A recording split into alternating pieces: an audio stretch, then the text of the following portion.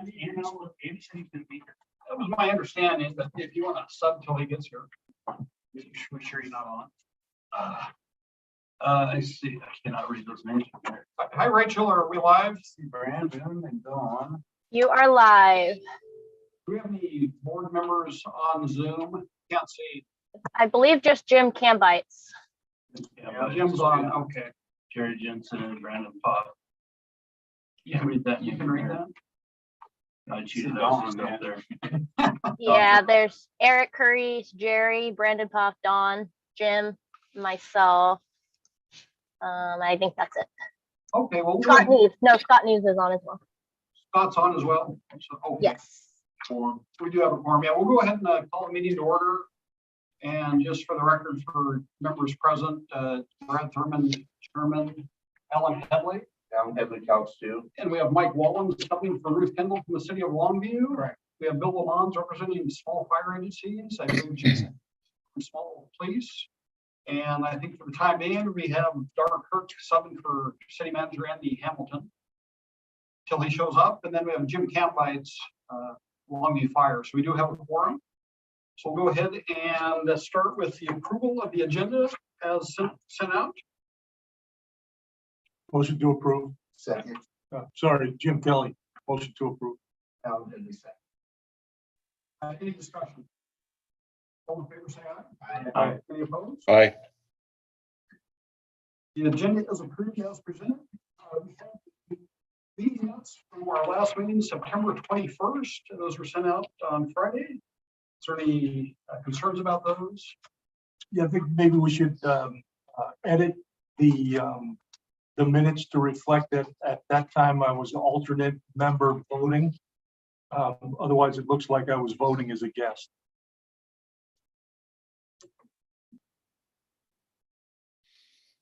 Okay. Are there any Who's other- talking right now? Jim Kelly. Sorry, Okay, Rick. thank you. So you have that notation, Rachel? Are there any other concerns on the minutes from last meeting? Okay, I'll entertain a motion to approve as. So moved. Second. Lamont. We have a motion by Jim Kelly, second by Bill Lamont. Any discussion? Okay, all in favor, say aye. Aye. Aye. Aye. The minutes are approved. Next up, we have public comment. So is there anybody in the building? Where? The building. I would have. No members of the public in the building here. Rachel, is there anybody online? No, nothing in the chat right now. Okay, so we'll move on to the payables. So those are presented. Do you have anything to say about that, Rachel? The payables or any comments? I don't, unless you guys have questions on something that's showing up in there. Okay. Do you have any questions or concerns about the payables as presented? I would move approval as presented. Alan. Second. Lamont. Okay, is there any further discussion? Mr. Chair, just a Yes. question about the transaction journal for Hilton concerning the overnight stay at the Torrington Hotel. No. Looks like there was some event that took place. Yeah, they went to some training. Rachel, do you know what one specifically that is? It was the APCO International Conference. We had 4 staff. That was over in the Tri-Cities. No, that was in Anaheim. Anna, okay. So one of our employees showed up late and the room was canceled. Can you give an explanation of what happened there? He checked in late one night and then he did leave the night early.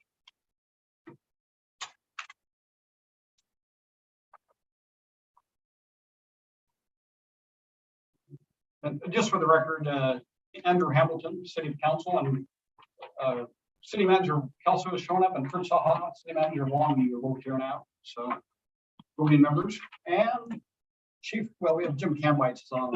Jim's on. You can sit up there. All right, Chief.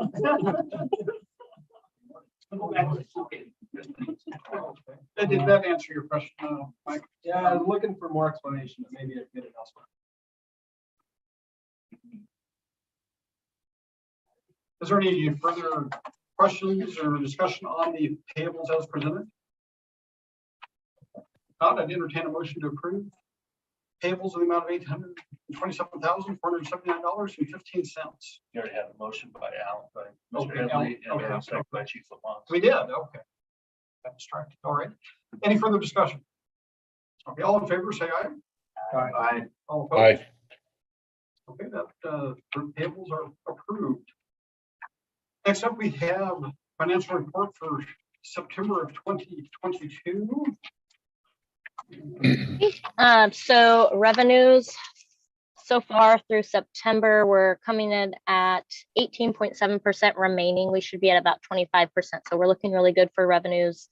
Our interest being earned on each of our funds is coming in significantly more than what we had budgeted. So that's good news. And sales tax is also coming in higher than we budgeted. I'm expecting somewhere around the $3 million mark. And then into expenditures, I'm only going to point out the really big changes. Line 34, professional and contracted services. We're coming in way lower than expected. Cress is done, and they only cost us about half of what we budgeted. We budgeted for janitorial work, and we will not be expending that. We budgeted for landscaping. If we didn't have a facility manager, we will not be expending that. And then we had budgeted for some managed IT services, which was around 180,000. And I don't believe we will be expending that because we planned on being in the facility and needing those services, and we are not currently there. Telephone, which is under line 38. We had a $16,000 net motion budgeted there, and that got moved to the project budget. So you won't see that expense. And then there's $14,000 of phone and network subscriptions, which also may or may not come out this year. Those were also expected for us to be in the new facility, and then those costs to be added on. Under line 47, insurance and premiums, WCIA, we budgeted a $10,000 property insurance for the new facility, which we may or may not pay out this year, depending on if we're in there. And that was just coverage for the new facility. The line 56, Washington State Auditor, we budgeted $20,000. Unless I get another bill from them, they're only coming in at $72.73, so significantly lower. Everything was done online, so virtual. So we didn't have any costs for them to come here. The repairs and maintenance line just below that, Washington State Auditor, was budgeted at $100K, mostly for new facility costs, and we are not in there yet, so we do not have those costs. And then right below that is the IGN/ISP, and we have not incurred any costs there either.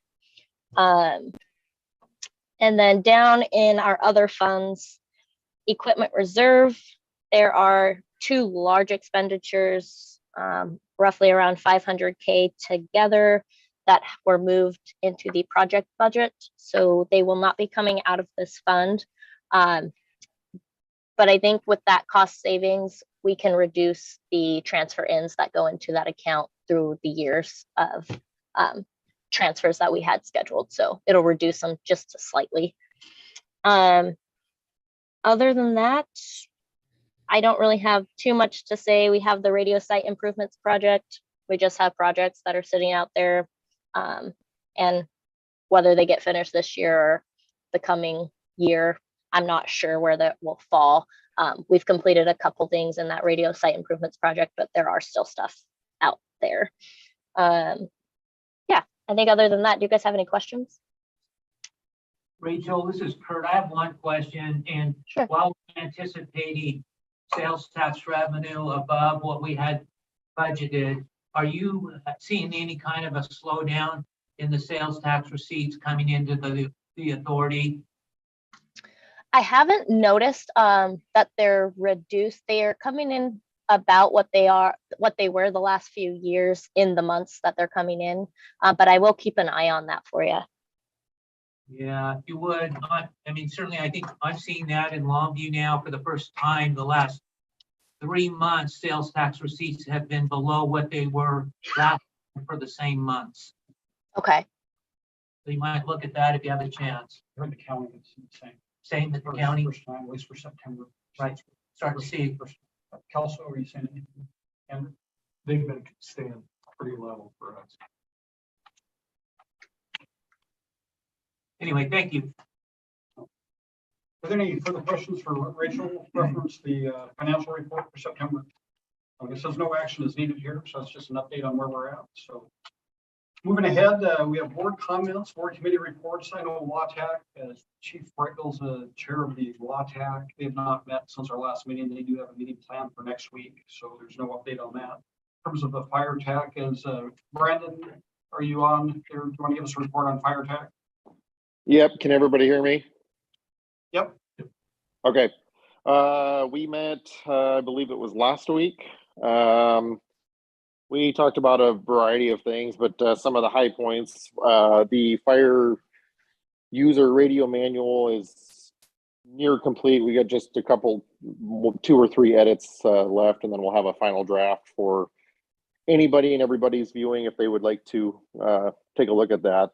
The other thing that we're continuing to monitor is there's been some issues with Spillman as far as the common name places and wrong addresses going into the system. Dispatchers are entering addresses, and for whatever reason, as far as the servers and the behind the scenes technology, we're getting sent to wrong addresses. I know there's been some updates.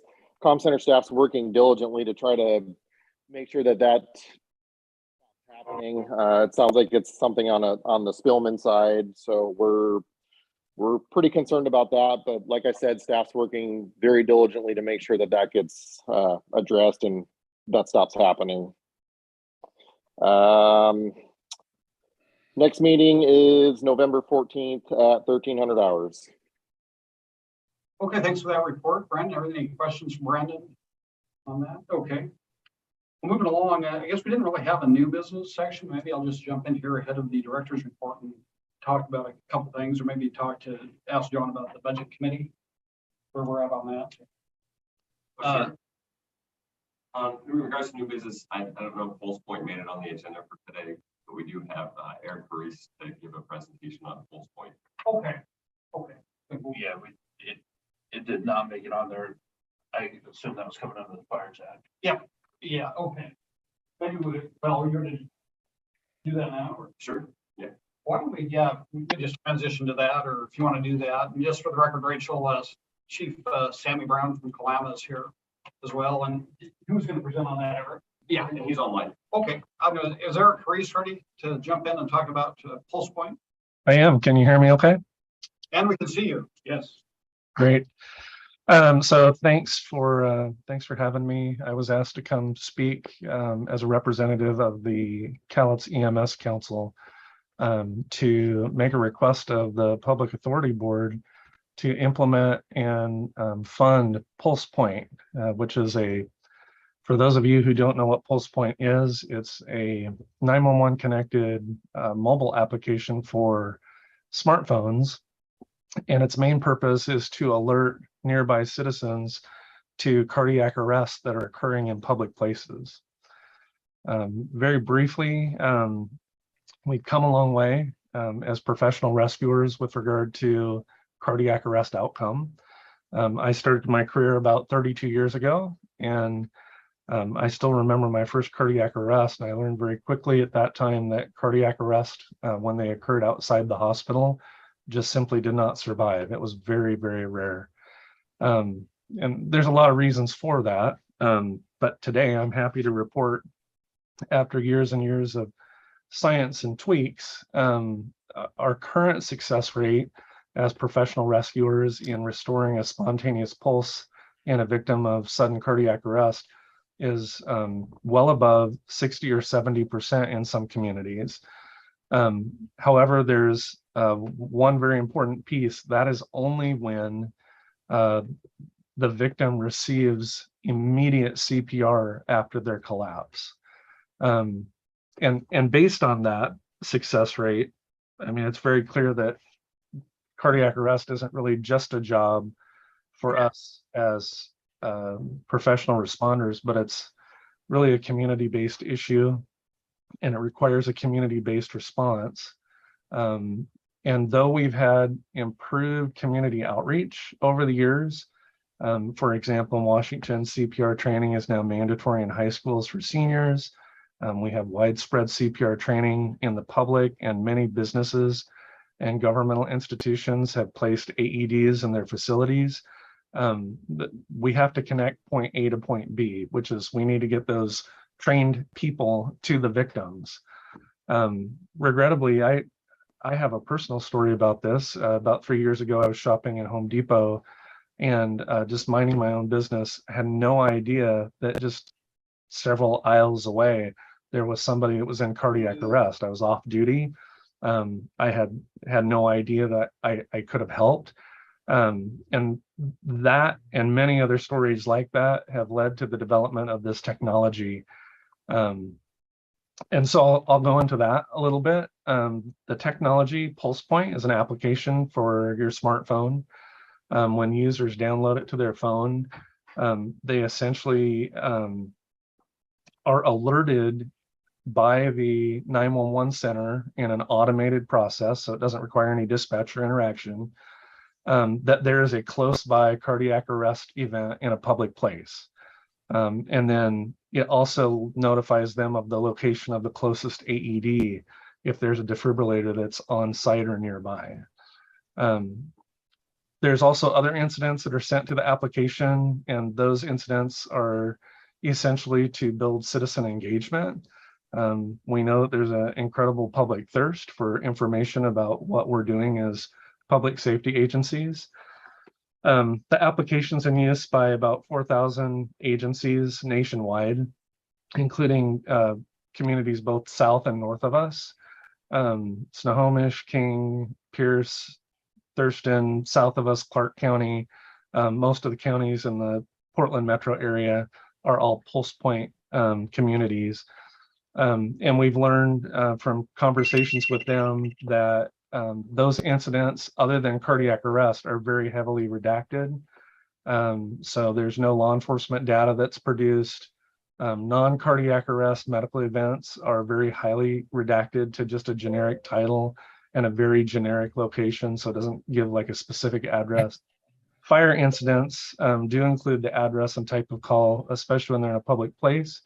And by providing that information to the public, it builds interest in having the app. So it's kind of the stick and the carrot concept is we give them information that's very generic in nature. And the return is that in case of a public facing cardiac arrest, nearby citizen responders are notified.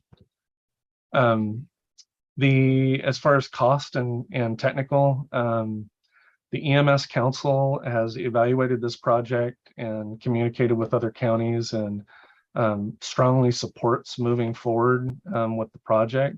The reason that I'm here at the Public Authority Board is to ask for financial support. There's some ongoing and there's some startup costs.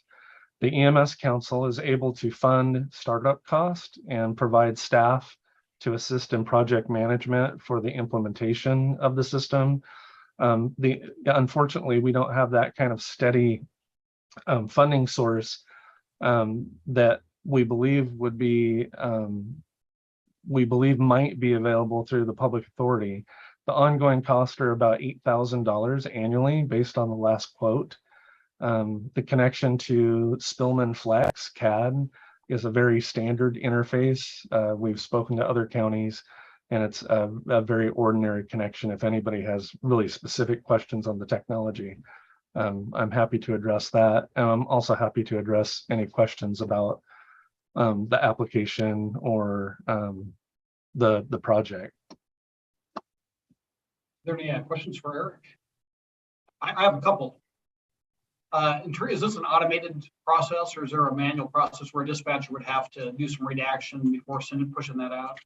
Sure. It's a completely automated process. Pulse Point computer servers are connected securely to the CAD system, just like some of our other third-party interfaces are connected.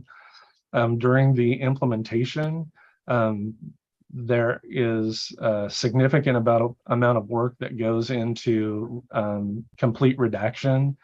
For example, there are no incident notes that are transmitted to Pulse Point for any type of incident, including cardiac arrest. There's no name information, no law enforcement incidents, no mental health incidents. So those kind of generic events that go to the public are essentially very heavily redacted and very, very generic. The only specifics are provided for a public-facing cardiac arrest. So they do a fair amount of work on the onset. I spoke with Clark County Fire and Rescue, who I spoke with Ben Peeler, who is a champion of that down in Clark County. He's the president of their EMS council there. He says it works very well. They haven't had any issues with, and they've had it for several years now, no issues with privacy concerns or any kind of information like that being accidentally released. It's got a very heavy upfront startup process to be sure that that data never even gets to the Pulse Point server. And anybody can sign up for this, members of the public? can receive- Yes, it's a completely free application. In fact, if any members of the board or visitors to the board are interested, you can download the Pulse Point app, and it will show you all the different communities. What you do is you subscribe to the community that you want to receive alerts about, and you basically tailor it to what you want. Again, that's kind of the stick and the carrot to lead people to the point that if they happen to be in a public place and it's close to a cardiac arrest, then their application would be alerted, and hopefully we would get help to we get citizen help to a victim before professional help arrives. Is there two different levels of information, like one to first responders and the rest to the public, or is it just one standard release of the event, the same for everybody? So right now, our proposal to the board is to move forward with just the very generic, the public-facing application. Pulse Point does have something called Verified Responder, in which for an additional cost, and obviously security and privacy is a major concern, but for a verified user that an agency has vouched for, such as an off-duty employee, it can actually, those people can get their own credentials, and then they would receive information that is not redacted. So it would include the exact address of a situation, an unmasked call type, for example, a medical emergency to the public, unless it's a cardiac arrest, just comes across as the words medical emergency, and the address comes across as a several block area. So it's very heavily redacted. A verified responder would get the exact address as well as the type of incident, by description. Okay, well, thank you, Eric. Are there any further questions for Eric? Yeah, back here, Chair. Eric, this is Sammy Brown with the Calais EMS Council, and just to let everybody know, the EMS Council was evaluating and looking to approve the implementation and setup fees, as Eric mentioned, and that was at the last quote was $10,000. Does that include, Eric, the first year of service? Now, the first year of service starts when the service begins. So it's a total of $18,000 in the first year, 10,000 of which we previously voted on to cover that startup cost, and then there would be a service fee of $8,000 moving on. Every year, gotcha. Thank you. And I that's the quote in right. I'm not sure exactly when that first 8,000 is due, but conservatively I would just say that it's due in that first year as well. Eric, this is Alan Headley. Is there any modifications or anything that's required of the Spillman CAD software? Any additional costs there? I know sometimes if you you mess with CAD software, it gets pretty expensive pretty quick. Sure. So I am told, so I'll dive deep into the weeds here, but I'll keep it short. They use a double VPN connection to the Flex Data Exchange, also known as DEX. That requires zero modification. It just requires credentials for PulsePoint. That would be something that Dawn at the 911 center would have to provide. And then I imagine Dawn and Tom would have to allow them access to the data exchange API without any modification to FlexCAD. So it should, I am told, and I'm not a technical guy to that level, but essentially the answer is no, it wouldn't require any modification to our CAD. It would just require them setting up the secure connection. Okay, thanks. And to that point, it's correct. There's no additional cost from the Spillman side. That data exchange is already open and available for other vendors such as ImageTrend, things that we use. So it's just another credential to connect to that. Has your staff had a chance to look at this or? We have discuss not. impacts? Jerry has looked at it extensively. I've looked at it extensively at other agencies. It's a quality product. It's good. It's good for the community. Eric, my question would be, you said right now the proposal is just the generic. Is there a substantial cost difference for the verified first responder? The verified first responder in the quote is $2,500 per year. What's the implementation period for something like this, Eric, if the board were to move forward? So it's an at our pace implementation. I know that we have bigger fish to fry. I had discussed with PulsePoint implementing over 8 to 12 months to be sure that it was an achievable goal. They said it's very common to implement in as little as 6 months, but the 8 to 12 months is also a very reasonable timeline. So we have some flexibility there. Thank you. You're welcome. Eric, Jim Kelly, is there a per user additional cost, or is it a blanket for no matter how many first responders sign up for it? There, I don't have the answer to the question on the verified responder side. On the public facing side, you simply pay that $8,000 license fee per year, and it has unlimited licenses for users. If there's interest in the verified responder piece, I can look into that and come back with an answer. Thank you. Any further questions or would the board maybe just suggest maybe we revisit this in a month or so, give us a chance to go online or look at the PulsePoint and see what it looks like. And that sounds like a reasonable plan. See what it looks like. And you know any, well, it might be good to reach out to agencies that use it. I don't know if there's problems with people showing up on scenes, looky-loos, media, people's social media accounts. So History on that, or they talk about that compounding the response because of that. I haven't, as far as anecdotal information from the other agencies that I've spoken to, I asked that question and that was not expressed as a concern. When I did research on the product, I did find just an acknowledgement in one position paper that was a possible outcome. Again, the only specific addresses that are given are for public facing events such as traffic collisions, large fires, things like that that are already publicly visible. Right now, I'm starting to think that Facebook beats us to the punch on some of those, which is kind of incredible. But yeah, so anecdotally, no, but it's an acknowledged possibility. Okay. I would suggest that it's very similar to folks with scanners hearing it and having that ability to show up on scenes and things like that. I don't think, and from what I've heard and understand, I don't know that's increased that. There's the potential for that, I'm sure, but I think it would be wise to ask other agencies what their experience has been. I did we were looking into what possible engagement might be in this county, and a fairly loose litmus test. There is a Facebook group. I don't remember exactly the name of it, but essentially somebody someplace has enough time to listen to the scanner or however they're getting the information, and they're posting to Facebook, almost like Pulse Point. They're posting these calls. They're not in real time, but they're very close to it. That group has 26,000 followers.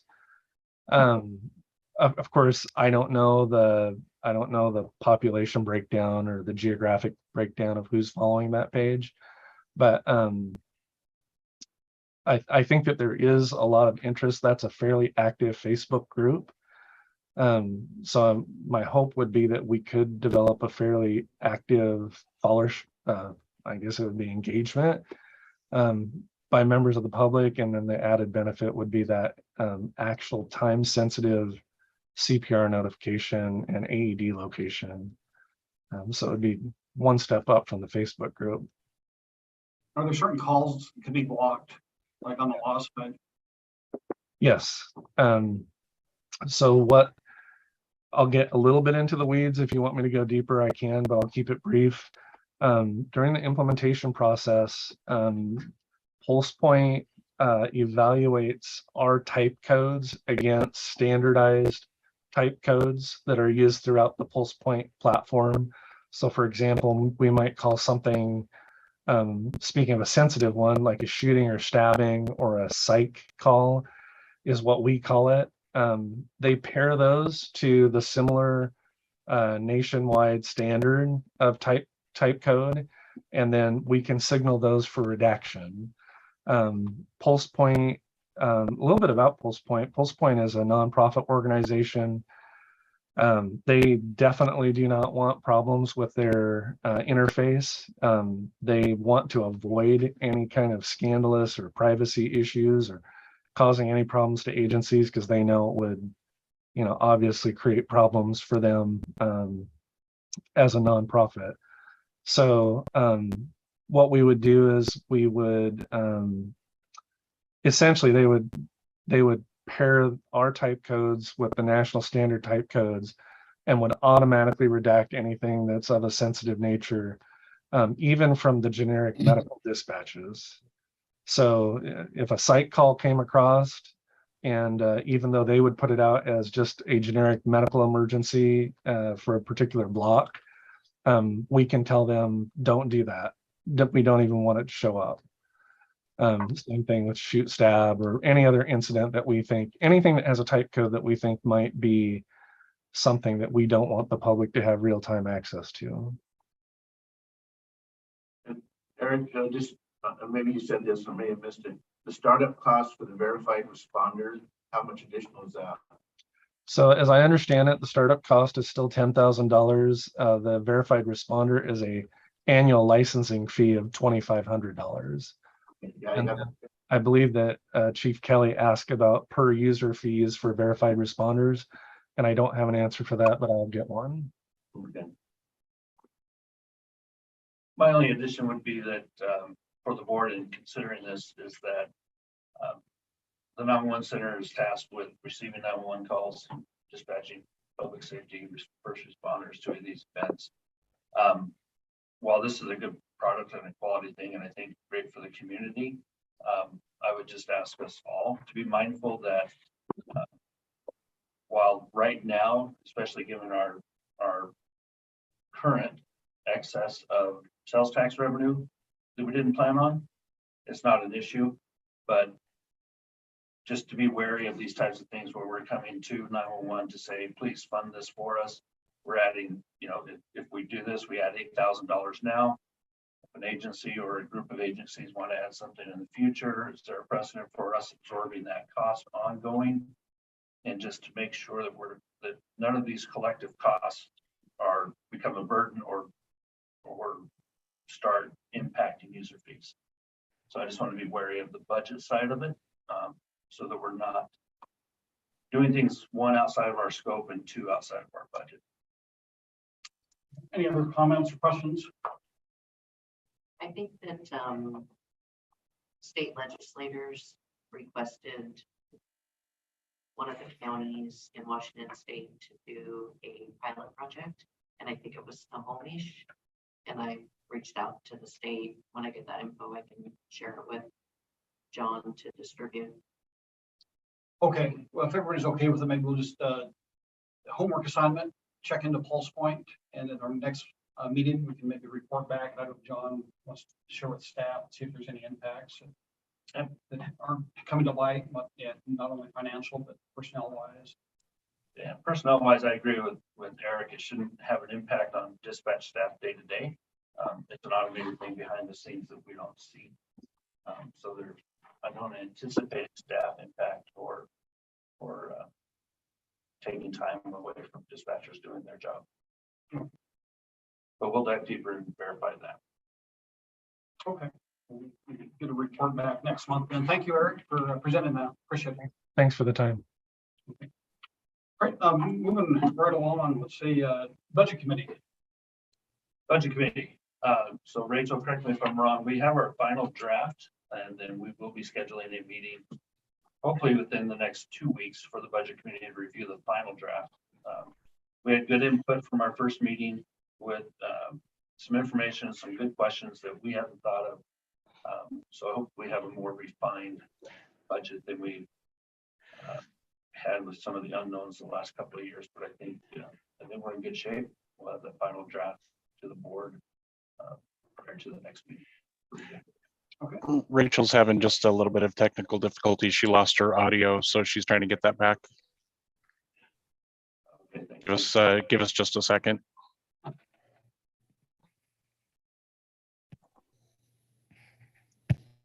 While we're trying to do that, I'll just mention, we have the federal request with Congressman Herrera Butler's office for some funding. I checked with her staff yesterday to see where that's at. If you follow that sort of thing, the federal budget was due to be approved by, I think, October 1, didn't happen. They're operating under continuing resolutions, which they knew to kick the can down the road. So basically the message I got from her is they're operating under a continuing resolution till past the election and see how the election goes. And that's going to dictate the future of our funding request, whether the current Congress does something before the end of the year or they kick the can to the new Congress. It comes into office in January. So that's still up in the air. No answers on that. So that's what we're looking at. So anyway, Jerry, do we have sound back or? Well, after a fashion, she can hear her. She lost her headset, but she can hear through another speaker. So I think we're okay to continue. And you can translate or so. Other thing I was going to mention here, about 3 weeks ago, John, Rachel, and I had an entrance conference with the state auditor's office. Here. An audit, and I didn't get a final meeting set, but I think early next week, Monday, Tuesday, we're going to have an exit conference with the state auditor, their findings, and I know John and Rachel have been working with them, so I don't know if there's anything more to report on that. Or Yeah, I was going to cover that in the director's report. We're at the auditor's office. We do have the exit interview scheduled for Tuesday. I don't recall the exact time. We do have an exit interview. I know we currently have 4 board members signed up for that. If we get any additional, we'll have to advertise as a public meeting. But we currently have what we need to conduct the exit interview with the state auditor's office. As Rachel mentioned earlier, we had budgeted $20,000. The cost came in at just under $7,300, which is great. They did it all online. What we see coming out of it right now are some policy recommendations, but currently the last report to us, so there are no findings or no issues of great concern, just some policy recommendations to bring us current with some of the RCWs. Will you be sharing a copy of the final report with the entire Absolutely. board then? Yes. Yep. As soon as we receive that from the state, we'll forward that on. any questions concerning that? Let's just transition into the director's report then. Okay. And to that point, to total appreciation for Rachel. She spent a lot of time because it is all online. A lot of phone calls, a lot of meetings, a lot of sharing data and things back and forth. A lot of work, but we got through it all really well. For the director's report staffing, we currently have 18 dispatchers on the schedule. We have 3 in training. We have 1 dispatcher who's been with us for a couple of years that has resigned, will be leaving us next week. We currently have 2 on leave, and we have another new hire starting November 11th. And we have 8 non-represented staff currently. Climate and culture. The reality is we're struggling. Morale is not where we need it to be.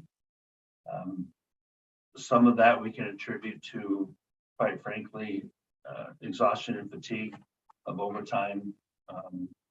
A lot of dispatchers are working many hours of overtime, as you recall. For July and August, we had excessive numbers of overtime. September wasn't quite as bad, but still significant overtime hours. We're looking 600 to 800 hours of overtime each month. So our staff are, it's wearing, as you can imagine, on anyone. And quite frankly, people are getting a little snippy here and there. But overall, they're managing it well. And our folks are committed. They're here, they're doing the work and ensuring that your teams are safe when they're out there. Facility update. So our last substantial completion date that was given to us by Patriot, the contractor, was October 24th. That will not happen. We have no inkling that will happen. I know you've heard me say before that I was pushing really hard for us to be there in December dispatching. This is simply not doable. We continue to find more and more issues with the building. And I believe, Deanna, correct me if I'm wrong, but I believe the bulk of those, what we're finding have just been a lack of supervision by the general contractor or the subcontractors. There's a lot of work that is having to be redone. Walls are closed up before they need to be, or should be, I should say. Parts of it that are just in the plans that are just missed, and there's a lot of redo. For example, in the main entrance, there's that beautiful wood wall that was created. There's to be a lighting fixture above it. They just did the ceiling and everything was done, and the superintendent on site said, "Hey, the ceiling looks great. Thank you very much. Moving right along," with no regard that the plans had a lighting fixture that was to be recessed above that wall. So now they have to tear open that ceiling, install some more framework, and redo it. And as you may recall, we talked about a couple of other walls that had to be redone. There's just been a lack of oversight by the contractor. We have been monitoring that closely now, more closely, and we're holding their feet to the fire and calling them out on each item that we discover. It's been phenomenally helpful having our facilities manager on site day to day. Brandon's doing a great job, and it's keeping them honest. Patriot has now their vice president of operations, Rick Winsek, has been fully engaged and involved. They've hired additional help. One so far, he assures us there's one more coming, so that the people that are responsible for oversight can do oversight and not have to be doing swinging hammers and doing other work that they shouldn't be responsible for. So that's part of the problems. Over the last couple of weeks, some of the subcontractors, for example, the entire landscaping crew, the entire fencing crew, the entire painting crew, were out with COVID. They're all back on site now. I mean, if you haven't been there, please let us know. We're happy to take you there. There's progress to be seen. There's landscaping going in. The fence posts are in now for the perimeter fencing, things like that. There are some things that are continuing to progress, but it seems like we're finding more and more things the further we dive. We discovered recently several issues with the roof. Patriot turns out is considering and taking the first steps toward legal action toward the roofer, the subcontractor, and engaging a different roofer to complete the repairs and the work that needs to be done there. So those types of things. I quite honestly have no way to put a date on it right now. Patriot hasn't given us a date. They haven't given us an updated project timeline for October yet. It's just some of the issues that we've been dealing with. So right now, we don't have a date of when we'll be there. We just simply don't know. Does anyone have any questions about the facility? I'm happy to answer anything I can. I've got a couple. Also one behind. Go ahead. Go. Are we still paying a project man? We are. Yes. Why? Norm Cradle. Why are we paying him? He is managing the paperwork side very well. He is overseeing the contract, making sure that we are, or that the contractor is aware of the things as we find out. So when a subcontractor comes in and they say, hey, we did our work and it's good. And then the superintendent on site would say, yep, the work is good. Then we discover that the work is not good. Norm has been instrumental in clarifying, defining, and supporting that work that is not good, so that we have the information that we need to go forward with any other action we may or may not need to take. Are part of his responsibilities not to inspect the construction as it's in progress? Because maybe that's where I'm out of touch, because I thought that was a part of those Yeah, responsibilities. part of his responsibility is the bulk of his responsibility is the paperwork and contract maintenance and things like that, as well as oversight of the project from our side. But there are some of those things that we wouldn't know until they're to the point where we do know them. And Norm has been catching many of those things and been instrumental in helping us document, showing, having the backup documentation, proving when things were to be done and how they were to be done. I know there was some question about that before. We've had conversations about that, and the work that Norm's been doing is good.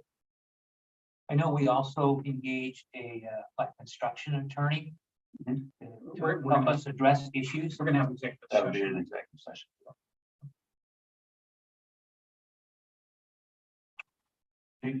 I'm good. Thank you. Anything else about the facility? Electrician's back on the job now. I heard that there was an issue there too. The electricians are back on the job.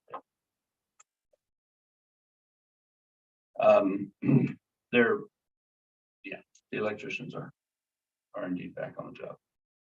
I already talked about the audit and where we're at there. Another item to bring up, Calais Fire has offered use of their facility for the board meetings, the public authority meetings. The EOC space in the Hall of Justice is still being occupied for the next couple of months at the same time. It may become available in January, but if again, Chief Neves has offered their space for these board meetings. If we find that would be more conducive, or if we're fine here, that's I'm fine here. It's convenient for me. okay. All right, great. I will do that, and appreciate Chief Neves offering that, but we'll plan on continuing here. Then we'll go to radio update. Deanna.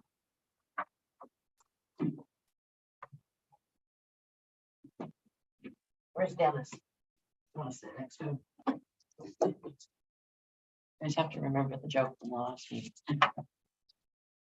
Okay.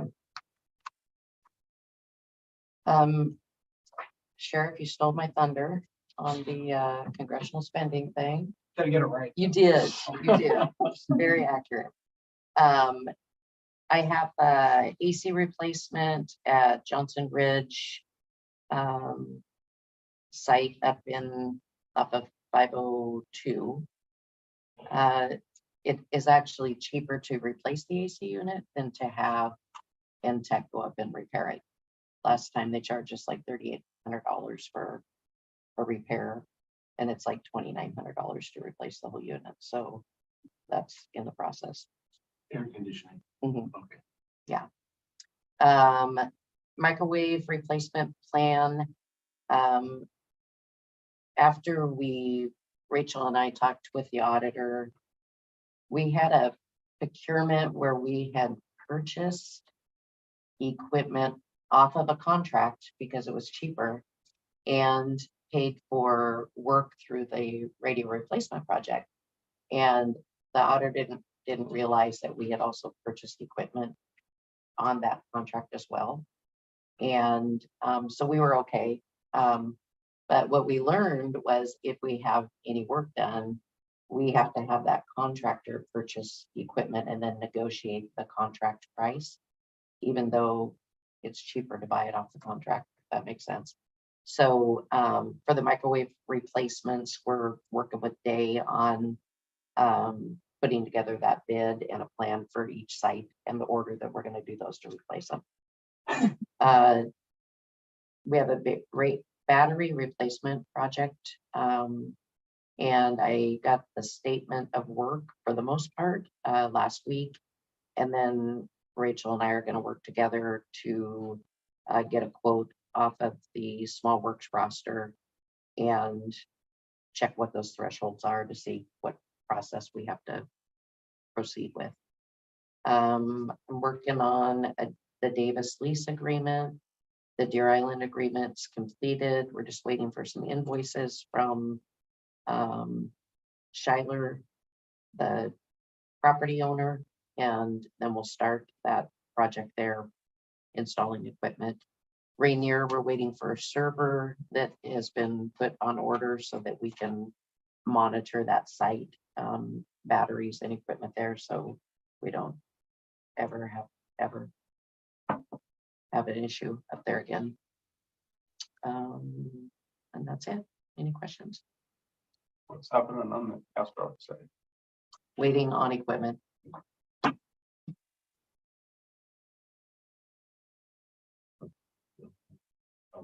Equipment. And we have everything needed now to transition to the new center. If and when it's complete. We have the microwaves. We do have all the radio equipment. We just received the last shipment of that. I think we're good. Our ECW phone's coming this week. And I'm working with More Power Technology because we need to move some equipment and store it someplace secure. I talked to the sheriff before this meeting. We have several weeks, but I'm working with them. They actually have a vault in their building, like an old safe vault. And we'll move equipment there and store it. But stuff's here are coming in on schedule as far as we know. Yeah, there was that question for a while, back in April, May, June, about a piece of equipment that we needed, and we're now. On the radio thing, We're yeah, not we got past. that. Yeah, we got it. Okay. Yeah. Make that Right? exactly. Yes, so I believe that's all I have for sure. Okay, any further questions for Thank you, Deanna. John, Deanna? All right, moving right along, there's nothing under old business. Does anybody have any old business they want to discuss? All righty, hearing none, we'll move into executive session. I think we're gonna ask for 15 minutes to start for two issues, and you want to delineate what those two are? Sure. What it is it's in, I'll go into the details from going to the meeting, but what it is potential litigation. Okay, and then we have employee review, 1, 2. No, we'll have two items. Oh, sorry, Surface litigation, and then we'll have the. we're not gonna do this one, we're gonna do two separate. Is that- No, that'd be, well, one is not a review. They're both potential litigation issues. Oh. And then next month we'll have. All right. Good. So give us 15 minutes, Rachel. And looks like everybody's left. Do we have board members on here that we need to keep in? Yeah, so I'm showing Cambites, and then obviously you guys will have to click into it. You want Scott Neves in there as an alternate? Yeah, let me walk up to the Yep. computer so we can get to the right I'm spot. gonna open the room up.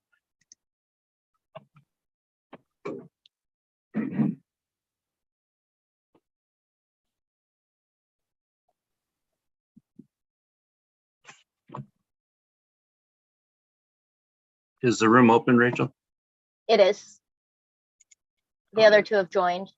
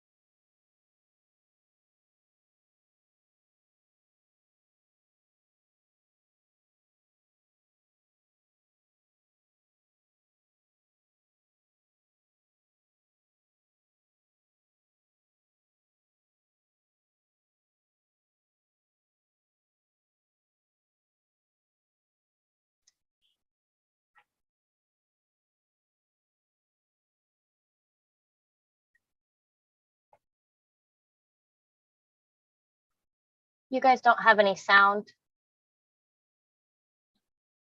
Or your mic is muted?